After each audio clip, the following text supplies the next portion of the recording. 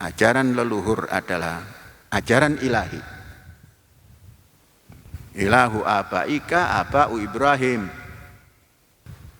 In aksantum li anfusikum. Kalau kita berbuat baik, sama halnya berbuat baik pada diri sendiri. Ora sana ora kadang, kata orang Jawa itu, kok bisa memberikan jalan pada kita. Nah, itu namanya tunosata batisana.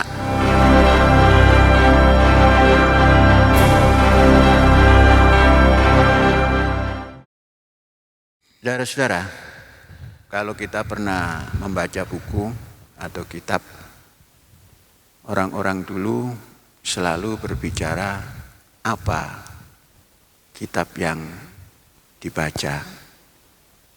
Maka yang pertama kitab Sulam. Sulam itu apa? Sulam Safinah. Tangga untuk naik ke kapal. Nama kitabnya indah, Sulamus Safinah. Tapi semua yang membaca kitab Sulamus Safinah tidak ada yang terjun ke laut. Tidak ada yang jadi nelayan. Kemudian naik kelas di masih Safinah juga. Kalau tadi Sulam, ini Safinah. Safinah apa? Safinatun Najah. Kapal kemenangan, kapal kedigdayaan, kapal keunggulan. Safinatun Najah. Semua para kiai yang mengajarkan dan murid yang diajar sama sekali tidak pernah melirik kepada kapal. Nah, kapal-kapal itu dikerjakan oleh para pelaut yang belakangan dikuasai oleh orang-orang bermodal. Yang orang-orang bermodal itu siapa lagi kalau dulu adalah kaum yang punya kekuatan modal itu orang-orang China. Maka jadilah santri-santri yang terjun ke laut juga menjadi ABK, anak buah kapal. Anak buah kapal yang kalau ditanya berapa pendapatan, tahu. Oh sekian ton. Berapa harganya tidak tahu, bos yang tahu. Ini ironi. Artinya dari sejak kecil berbicara tentang Safinah dalam kitab, tapi tidak pernah dimaknai. Kitab yang dibaca itu Sulamus Safinah, artinya supaya bisa naik ke kapal ada sulam. Sulam itu tangga. Safinah agar bisa naik ke kapal pakailah sulam. Nah sudah di dalam kapal supaya sempurna Safinatun Najah. Maka dibacalah doa Bismillahi majriha wa mursaha. Inna Rabbi laghafurur rahim. Sirna semua itu tidak ada. Doanya ada, kitabnya ada, manusianya tidak terjun ke apa yang dinamakan Safinah. Safinah gambar saja. Safinah ya tidak ada yang bisa membuktikan dalam kesehariannya. Nah, saudara-saudara, berbicara seperti ini supaya kita bisa menghidupkan masa lalu yang pernah ada, digdaya, yang sekarang ambles. Masa lalu di darat ada orang digdaya, sekarang ambles. Kemudian masa lalu ada orang yang kalah, kemudian bangkit. Ternyata bangkitnya itu ya darat ya laut. Mari kita bicara tentang sejarah yang pernah digdaya di dunia. Tidak ada yang bisa mengungguli sampai hari ini. Sampai Amerika pun tidak bisa mengungguli. Itu terjadi pada abad ke-13 tahun 1200-an. Orang yang buta huruf, orang yang tidak punya ilmu, dalam arti dari belajar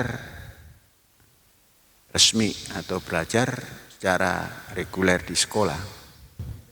Dia hidup di padang Sahara, di padang rumput, dia nomaden, berpindah-pindah.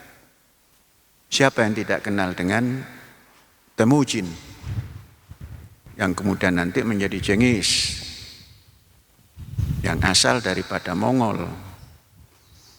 Daratan Mongol yang begitu terpecah-pecah kesukuannya bisa digabungkan oleh Jenghis, yang kemudian oleh Temujin, yang kemudian berubah menjadi Jenghis, kemudian bisa menguasai daratan Mongol, diangkatlah menjadi Khan. Maka Jenghis Khan, sang kaisar Jenghis, menguasai bukan dengan cara sederhana, dengan perang. Saudara-saudara, jangan pernah cerita abad itu dibanding dengan abad sekarang. Memang siapapun, saudara-saudara pernah membaca sejarah tarikh al-Islam, bagaimana para sahabat Rasul pergi ke Mesir, menaklukkan Mesir. Pergi ke Syria, menaklukkan Syria. Pergi ke Baghdad, menaklukkan Baghdad. Terus, apakah kalau perang itu tanpa membunuh? Itu sejarah masa lalu begitu. Nah, Jenghis pun seperti itu. Terus bergerak, dan kalau kita ikuti dalam sejarah, Jenghis adalah tokoh yang tatkala pemberitahuan iklannya itu ditentang, maka semua yang menentang dihabiskan. Bukan hanya kotanya yang dihancurkan, tapi penghuninya habis. Siapa yang menentang habis, siapa yang ikut aman. Jenghis bukan orang yang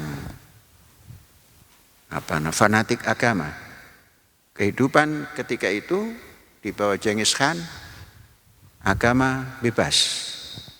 Siapapun agamanya, apapun sukunya, maka yang taat mengikutinya ada namanya Ja'far. Orang Arab, orang Muslim, selalu ikut sampai Jenghis wafat. Dan dia punya kedudukan yang sangat tinggi.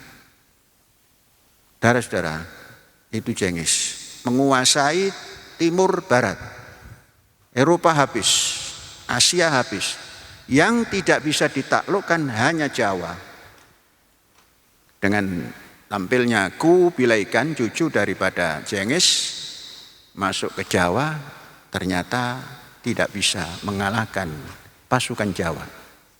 Sekalipun bisa membunuh Jayakatwang, tapi tidak bisa menghabiskan cara yang ditempuh oleh orang Mongol, kekuasaan Mongol di daratan lain.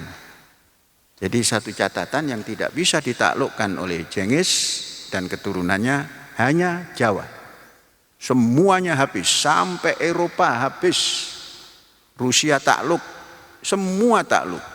Jepang takluk, Korea, Koroyo, dulu bahasanya Koroyo, habis semuanya. Yang tidak habis Jawa. Tapi Jawa mempunyai catatan. Mengapa bisa kalah atau tidak menang? Bukan kalah tapi tidak menang. Karena ada pasukan Muslim yang memang enak tinggal di pesisir utara Jawa dan terus bergerak mengislamkan pesisir utara Jawa. Dimulai dari situlah nanti baru diteruskan oleh Cheng Ho. Dengan begitu cepat Islam berkuasa di Jawa. Nah, saudara-saudara, kembali kepada Mongol yang begitu dahsyat, yang tidak terkalahkan dari dulu sampai sekarang, kehebatannya hilang. Sekarang hilang. Nah, itu harus dipertanyakan mengapa. Kemudian Arab yang dihancur leburkan oleh Genghis Khan karena sikapnya pada waktu itu tidak bersahabat kepada Mongol yang dikatakan orang musyrik, kafir, wajib ditentang, habis. Habis belum bangkit sampai sekarang. Padahal ketika itu tidak ada yang menguasai dunia kecuali pada dinasti itu ketika itu. Terus habis dan sekarang menjadi bulan-bulan orang lain.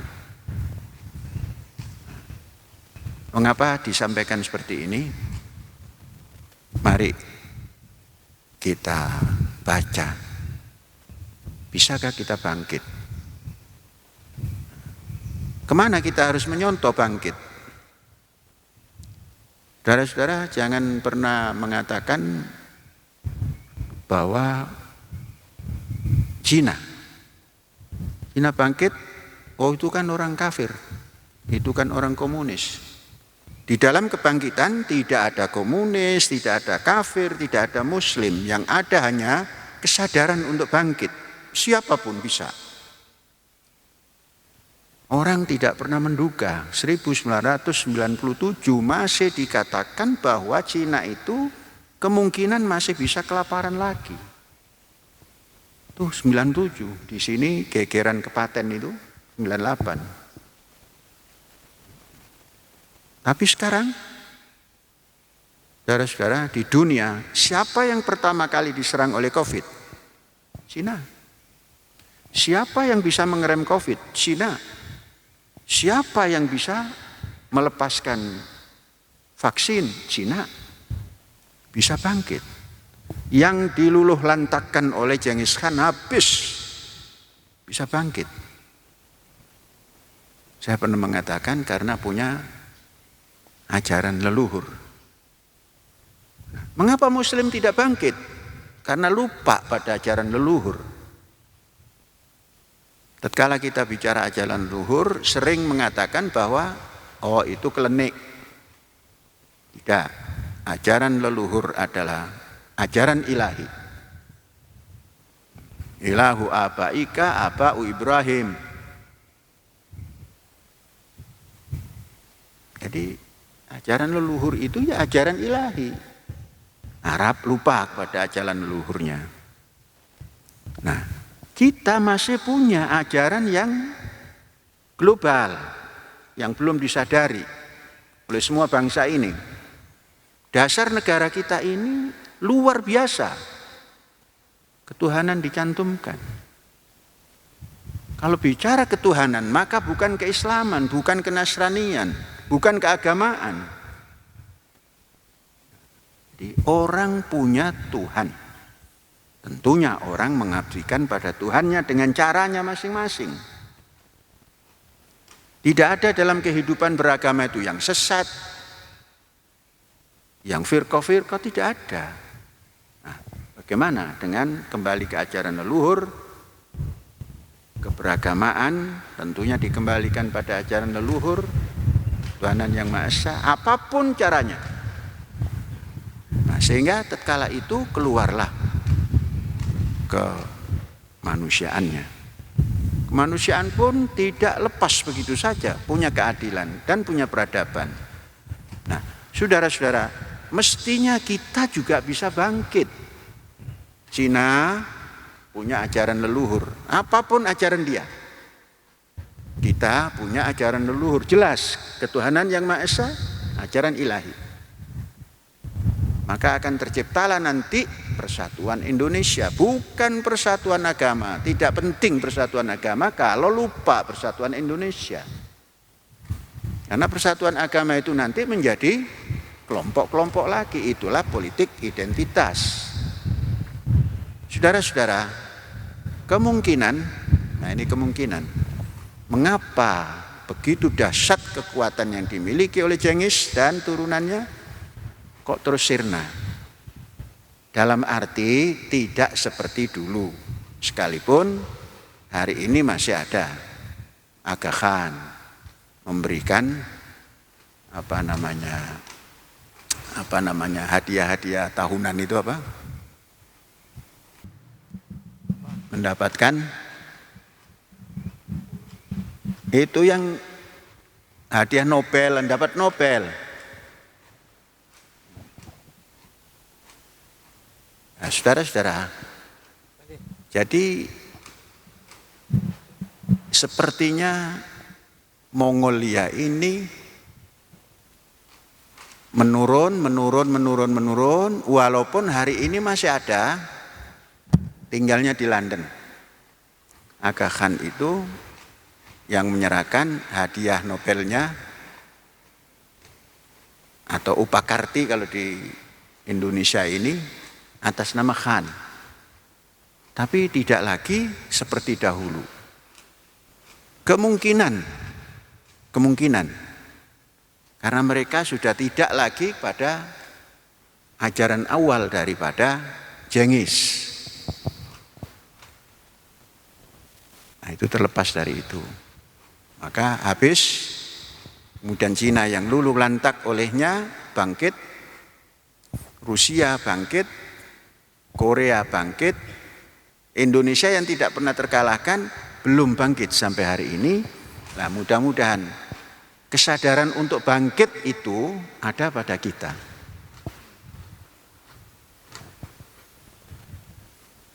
Dulu Cengiz itu tidak mempersiapkan pasukan laut.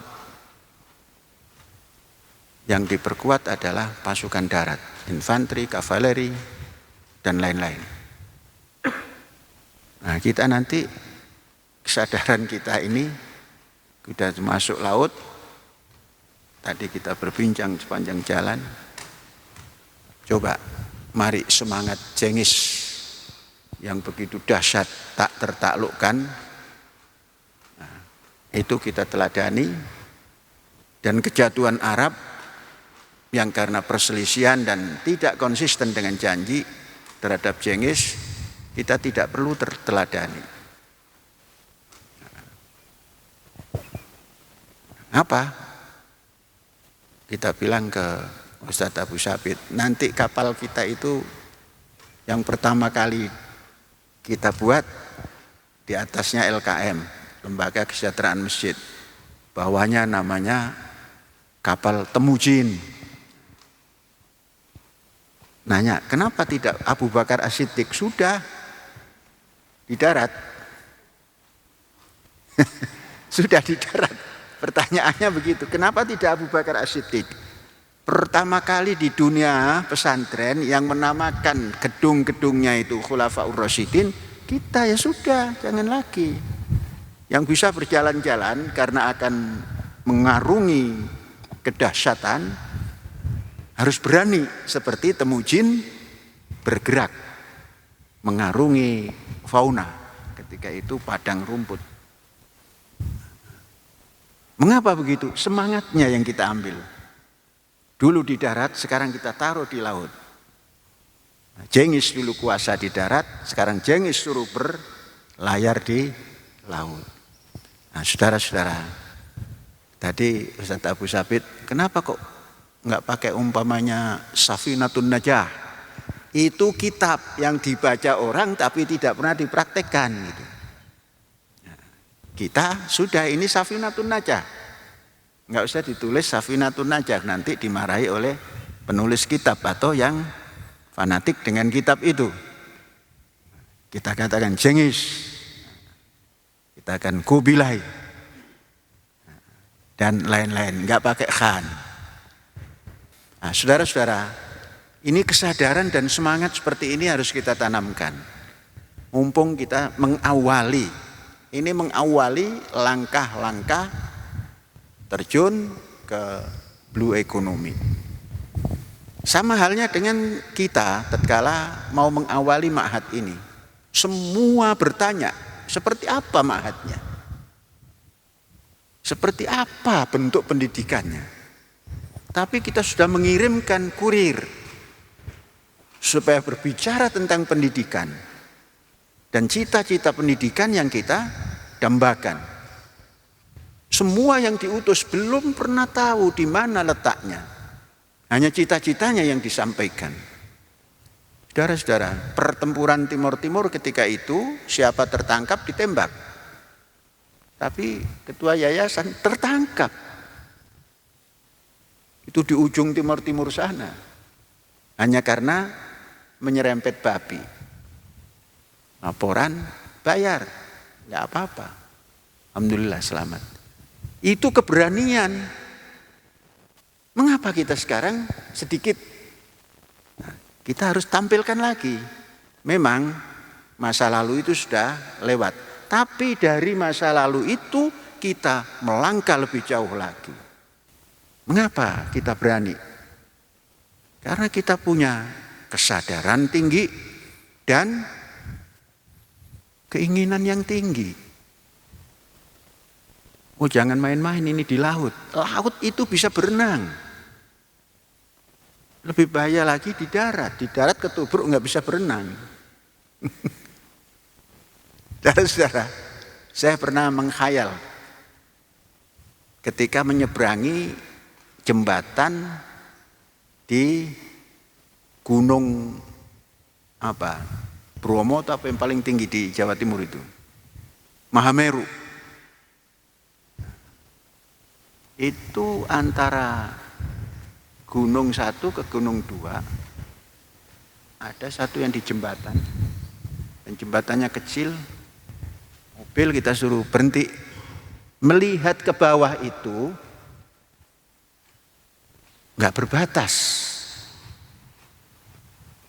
Jadi kalau nyemplung habis, itu di darat. Kalau di laut nggak sampai nyemplung habis, nyemplung ada skoci. Apa namanya? Ketendang angin, masih bisa memegang kapalnya. Kapal kerem skoci. Skoci ke bawah angin teriak-teriak ngawe-ngawe gini. Nanti datang pengaman. Jadi jangan pernah takut. Hidup itu begitu. Sekali saudara takut, selesai semuanya. Yang gagah menjadi terpuruk, apalagi yang terpuruk menjadi ngeleset. Ngeleset itu ya ngelempoh gitu aja, nggak bisa jalan. Nah, ini cerita itu mestinya kita jadikan cambuk tatkala kita masuk ke lokasi yang berbeda. Apa berbedanya? Dulu darat, sekarang ingin laut. Memang tidak bisa serta-merta. Ibu-ibu lai. Ma'had ini juga ibu-ibu lai. Alon-alon. Tatau mutiti, waton kelakon. Ibu-ibu lai. Tatau kauhung. Pelan-pelan, nanti juga naik ke atas. Ibu-ibu lai tatau jengtung. Jengtung itu titik terakhir. Nah, jadi terus ibu-ibu lai. Jadi alon-alon waton kelakon itu tidak jelek. Jalan terus. Nah, kita sudah punya penyemangat masa lalu kita. Mengapa yang dikirim kok mau dan yang mengirim kok juga menyuruh? Itu hanya diilhami oleh rokok minak jinggo. Yang memakan rokok minak jinggo itu hanya orang Banten. Produsennya sendiri di Kudus sana tidak pernah kenal orang Kudus. Ada nggak rokok minak jinggo? Mboten wonten, Mas. Pabrike wonten tapi tiang ngriki mboten ngisep rokok minak jinggo. Nah, tapi mengapa di televisi tokoh utama ketika itu yang namanya Lydia Kandou dengan suaminya itu siapa itu? Mirdad. Orang paling kenal karena selebriti juga. Siapa yang tidak kenal Lydia Kandou?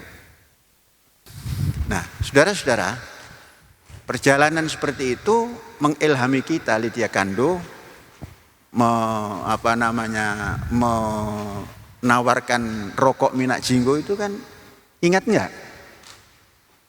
Jinggo jinggo, jreng. Nah, rokok minyak jinggo saja kok sampai menggunakan artis yang begitu sohor dan berani itu. Hanya menawarkan racun. Itu kan dulu omongan saya menyampaikan. Maka kita kirim, saudara-saudara dikirim sana. Jangan kalah oleh Ladia Kando dan siapa itu? Mirdad Jamal.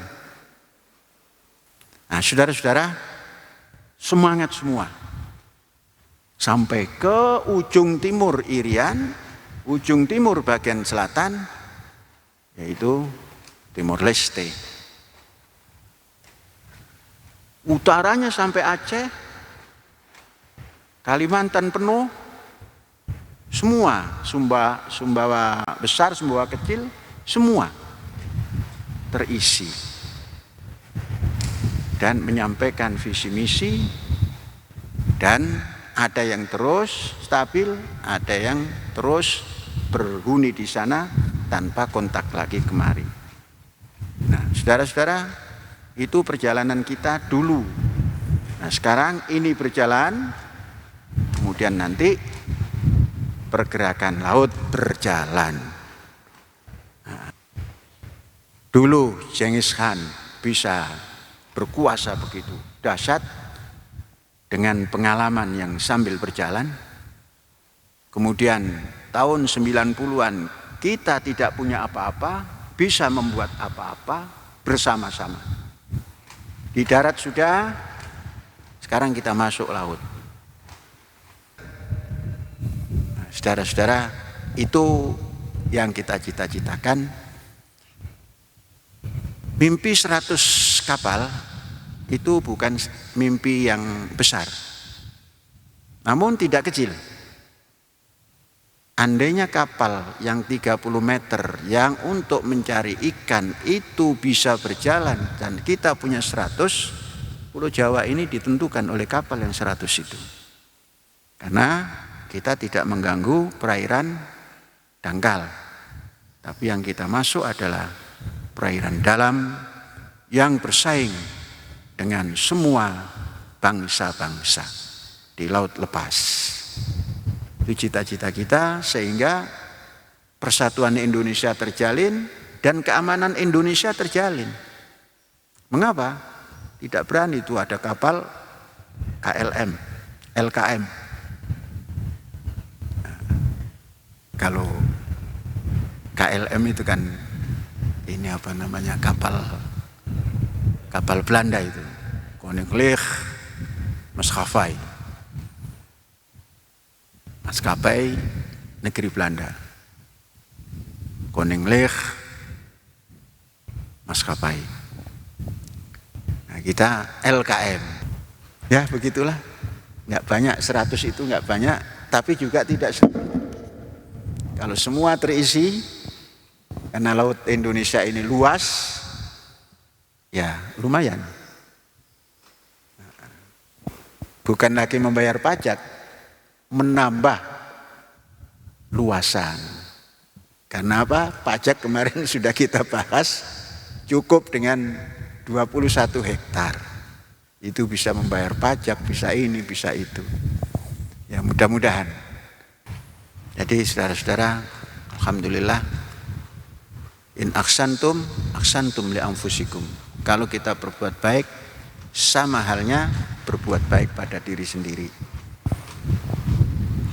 Ora sana ora kadang, kata orang Jawa itu, kok bisa memberikan jalan pada kita. Nah, itu namanya tunosata bati sana. Itu ajaran orang Jawa itu begitu.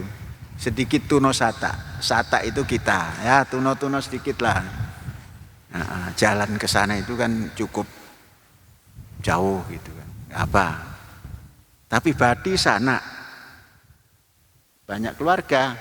Sana itu dulur, ora sebapak, ora seibu, sana namanya. Jadi rubba akhin lam talidhu walidah, banyak sekali sana, bahkan saudara, tapi bukan sebapak dan seibu. Lebih banyak itu daripada saudara sebapak dan seibu. Jutaan. Kalau saudara sebapak seibu, kalau saya hanya berempat. Kumpulkan lagi anak cucunya, enggak sampai 1000. Tapi yang tidak sebapak dan seibu, jutaan. Insya Allah. Alhamdulillahirabbil alamin, merdeka.